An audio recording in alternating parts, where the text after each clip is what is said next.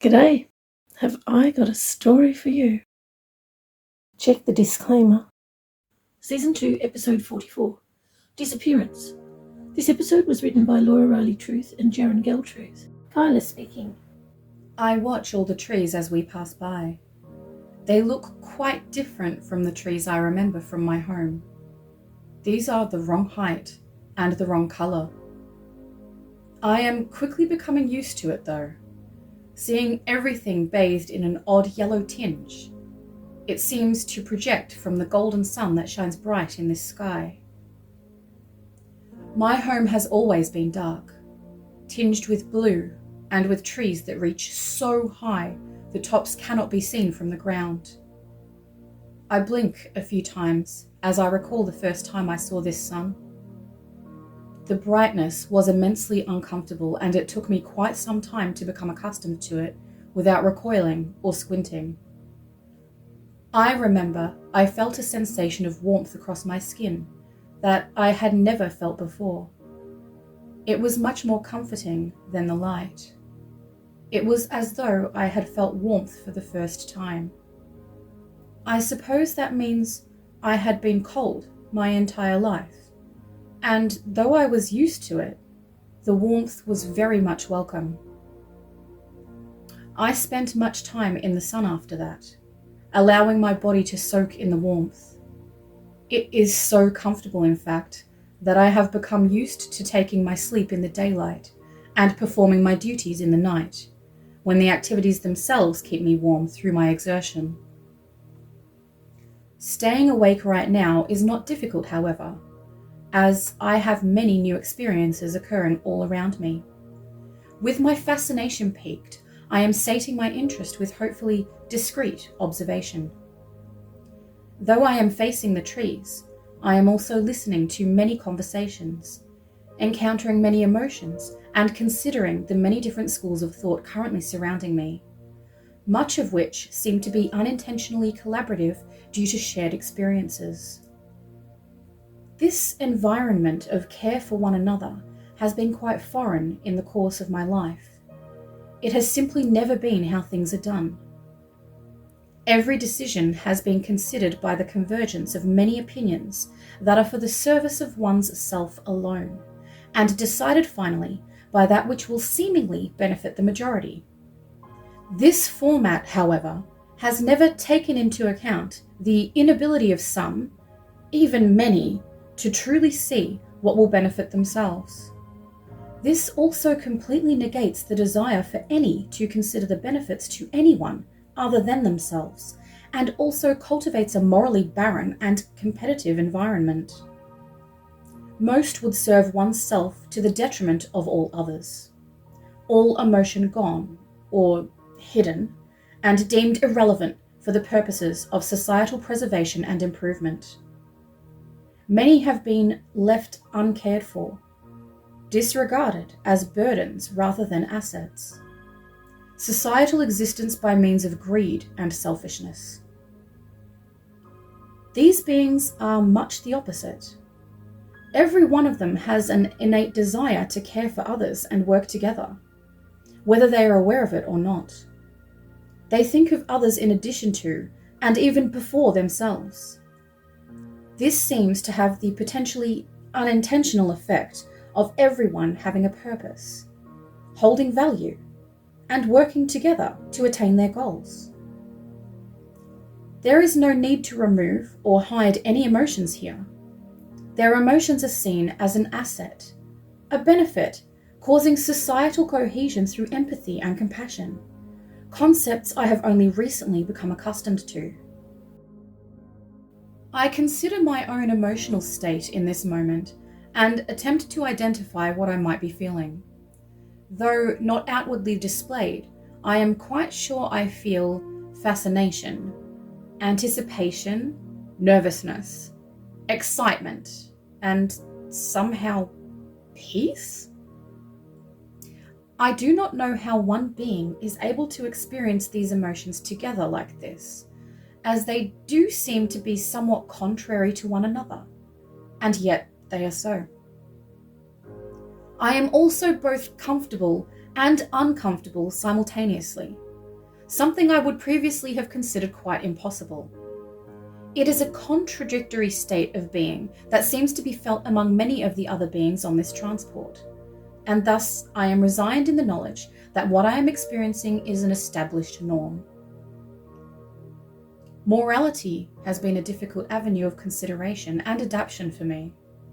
The shared belief that there are some actions or states of being that are inherently right and others that are inherently wrong. For most of my life, all that was believed to matter was the preservation and improvement of society through perceived majority benefits. Often those benefits were fallacies caused by inaccurate concepts of self-interest. The concluded course would frequently become infected with unattainable division of benefits, and the consensus would alter, causing many contradicting goals. Most goals were never attained, and many beings were relegated to a denigrated state of existence, with their self-interest no longer recognized. With a waning number of the majority, an increasing number of beings saw no benefit to the societal existence. These beings, however, with their innate, almost subconscious care for others, have obvious moral standards that they all inherently know because they are built within themselves. A moral code of what constitutes right and wrong behavior. I remember the first time I experienced this myself. There were almost physical sensations, a pull inside my chest that seemed to draw my body from position and cause me to block one being from another. There was a desire inside my body, like a vibration from my toes to my fingertips, telling me that I must protect another being I did not know. I felt tears roll down my cheeks as my vision clouded and my temperature decreased. I watched as the facial expression in the being before me considered and acknowledged my emotions. I listened to the unfamiliar lilt of gratefulness in the voice of the being behind me. I had known what was morally right, been driven by compassion, acted in protection, and experienced emotions that had once again seemingly conflicted. Perceived conflicting emotions are not impossible. They are somehow cohesive and complement each other, working together rather than undermining one another. They can exist in one being simultaneously, and they are not a burden, but an asset. With my recent observations, I can truly say that this is a much more cohesive form of existence, and thus preferable to my lifestyle proceeding. As I linger on my memories, my body relaxes, and I experience relief.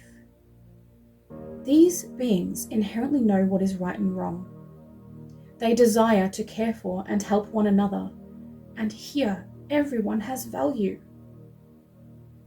Tears fill my eyes yet again as I experience an emotion I have not felt before, emanating from everyone around me. It is love.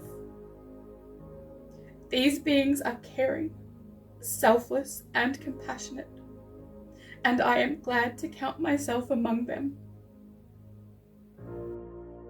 Jason speaking. As I continue driving down the road, I notice that the location is quite familiar. Very familiar. I pull up my sleeve to check the third watch on my right arm and grin. The third watch is on the exact right time. I pull the bus over just across from this familiar location, my next destination. Conveniently, there is a great amount of trees and bushes that hide the bus's position very well. I hear some people quietly asking each other what is happening, wondering why I am pulling the bus over. But most don't even notice until the bus's engine is turned off. I stand and turn to address the passengers and notice Bree is grinning too. I raise my hands as everyone grows quiet. Just a moment, everyone. I just need to pick someone up. I see everyone's confused faces as they watch me walk to the bus door to exit. They are all probably wondering why I am announcing this and leaving the bus. Up until now, everyone joining this magnificent bus trip has come to us, but this time is different. I step outside, still half facing the bus, which allows me to see as they all look towards Bree. Her grin is still present, and her expression quite expectant. Her mouth is moving. She is clearly explaining something, but I am unable to hear her from out here. Soon, the expression on Bree's face is mirrored on the faces of everyone watching, as I reach the entry point and stop. I face the large tree that has slightly darker wood than the rest of the trees in this forest, and pull up my sleeve to look at the appropriate watch for the time. I give the passengers a smile, and I nod as I begin to loudly count down the seconds. 5, 4, don't worry, I'll be back in just a second. 1. I take one step into the entry point and one more step out to find myself on an empty dirt road, a large rock behind me and a forest to my left. When I travel using the hub, I always end up exactly where and when I am meant to be. Everything here has already been prepared by Code 3 and those who helped her. It's really impressive how she is able to have so many things organized for so many people from everywhere and every when. They don't even know each other, but they are willing to help each other regardless. I turn towards the forest and listen as Code 3 directs me through the trees. Her voice in my thoughts is different from when I hear her with my ears. Faster, and more like an instant knowledge instead of a back and forth conversation. But it is still noticeably her. The picture of my destination is clear in my mind as I continue ahead. The sunlight behind the trees casting shadows along my path, keeping me protected from the sun and from sight. When I reach the bushes, I find the stockpile that was specifically left behind for me to collect. The items were partially hidden, so that I could see them when I arrived, but also hidden well enough that if anyone were to come by all the way out here, they wouldn't notice them unless they knew where to look. Behind the bushes, I discover some very well-packed bags, full of all the supplies we will need, and a long metal rod, much like a walking stick. I drape the bags over my shoulders and slip the rod through a strap to keep my hands free and to ensure I do not appear needlessly threatening. When I have collected all the supplies, I listen to Code 3 again, and she directs me to the next location. It is only a short walk before she lets me know that I need to stop and wait here. As I wait, I find my thoughts focusing on our soon-to-be new passenger, Marjorie. At only 16 years old, she was drugged in the middle of the night and taken from her family, unable to scream or shout or even whisper, her voice buried by whatever he had given her. A small man who lied to her, telling her this was her father's wish. Her body was limp, unable to struggle, unable to move. He tossed her on the floor of the carriage like she wasn't even a person, then covered her with his stolen goods. She must have been so afraid, unable to escape, unsure of what was happening. He wanted her to replace his dead wife, so she could bear him sons. His anger escalated every time she had daughters, threatening her life with every female birth. All he would do was abuse her, hurt her, and treat her like less than a person, calling her by his late wife's name, Marjorie. She was his third replacement wife. She lost her daughters, all of them. He took them from her. She doesn't know where they were taken, or even if they are alive. The sorrow and grief inside her has been weighing her down like a heavy guilt, though none of this is her fault. He kept her trapped inside a small cabin, far away from everyone she knew, and isolated from anyone who could help. She was imprisoned for about 15 years, with only her captor for company. She didn't know how long she had been gone, her semblance of time completely skewed from years of manipulation and lies. 5 years? Maybe 10? She was continuously pregnant or giving birth, only to have her children taken from her as she was left to recover alone, which I suppose was preferable to him staying. She was often in pain, often starving, often on the verge of breaking down. She would look out the window, keeping her gaze high, avoiding the graves, though she always knew they were there. Sometimes she would wonder if the fourth grave was the only escape from this life. Every time he returned to the cabin, he would repeat the same lies to her over and over, making her repeat them back to him until he was satisfied that she believed them. It was all lies and manipulations, meant to tear her down and brainwash her into believing she was his to abuse and hurt, making her believe she had no value. But somehow, deep down inside, she didn't believe his lies. She hoped there was more to life than this for her. She hoped there was somewhere else, anywhere else. Today there is. This day, she made the decision to run, to follow the arrows and flee. The day she decided the risk was worth it, worth the small chance that escape may be possible. This day, she'll find me. Marjorie speaking.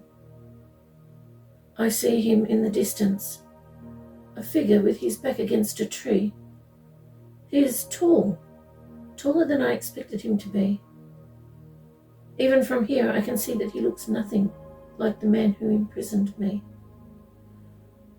I am very relieved. What was written in the dirt was not a dream or my imagination. It was real.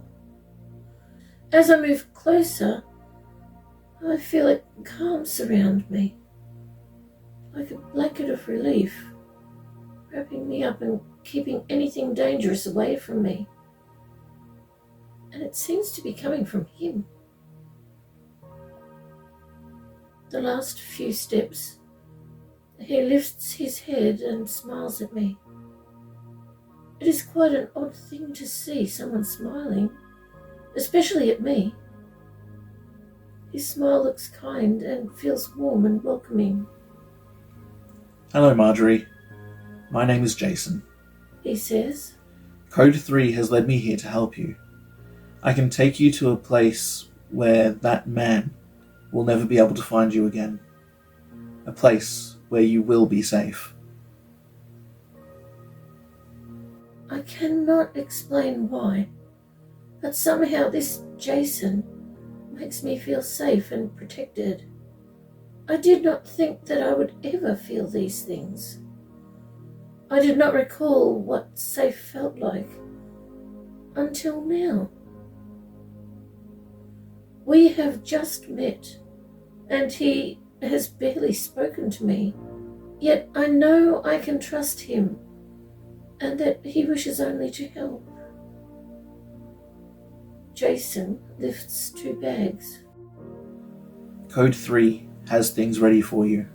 He says as he places them in front of me. These bags, and everything inside them, now belong to you.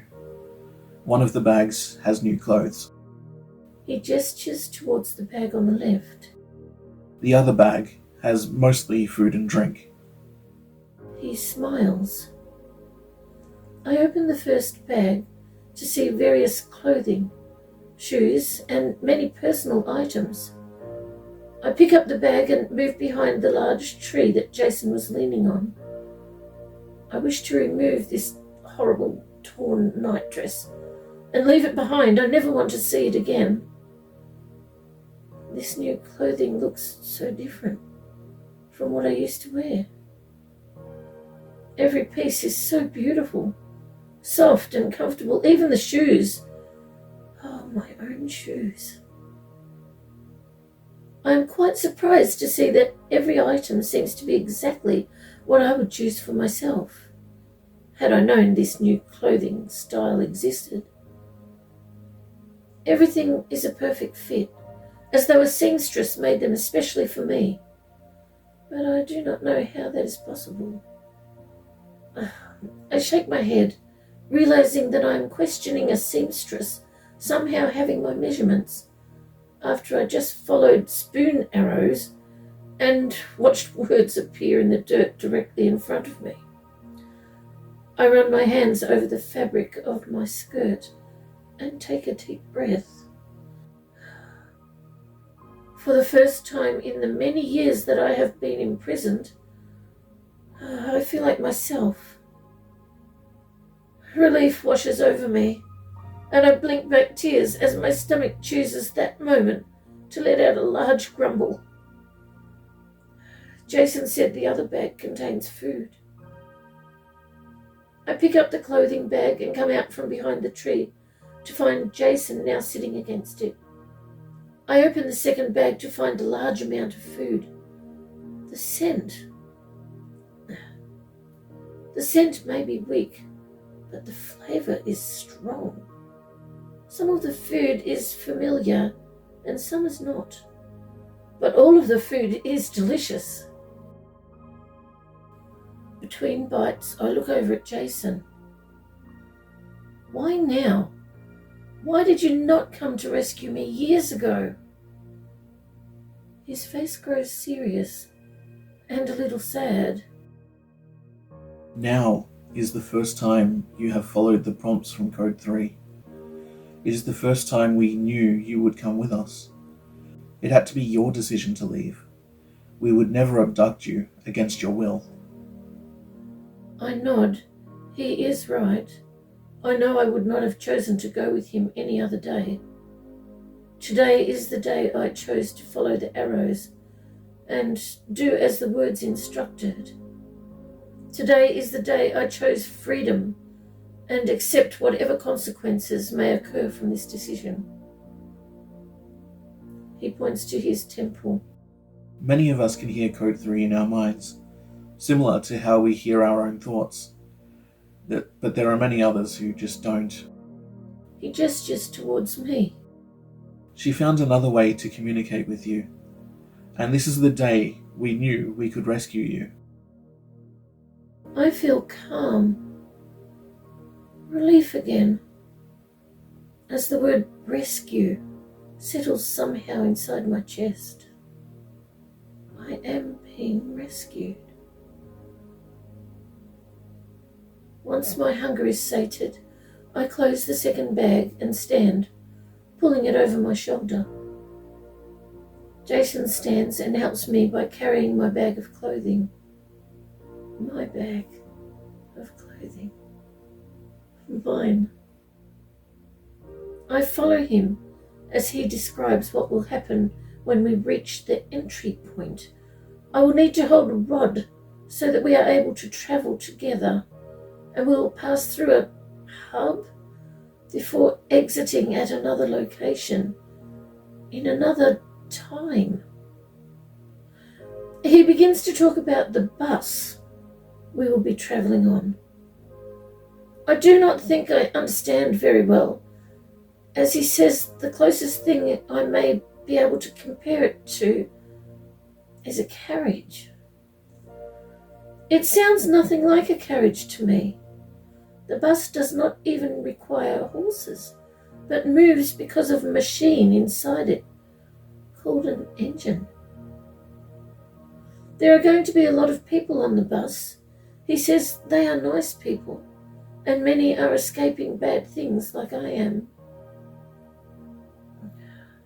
My stomach feels as though it is performing trapeze in a circus while full of bubbling water. I'm not sure if it is from excitement or nervousness. Most likely a combination of the two. Jason stops in the front of a large rock and holds the metal rod out towards me. I look at Jason. The entry point is a rock? I ask. He nods. And the exit is a tree, he says. Make sure you don't let go. I take hold of the rod tightly and follow as he slowly steps into and somehow through the rock, slowly disappearing as he moves forward. Earlier, Code 3 wrote in the dirt, explaining in great detail what was going to happen when we travelled through the hub. I am more prepared for this than I thought I would be. I am nervous about meeting people on the bus, but this is exciting. Thank you so much for joining us with a cuppa. We appreciate your company.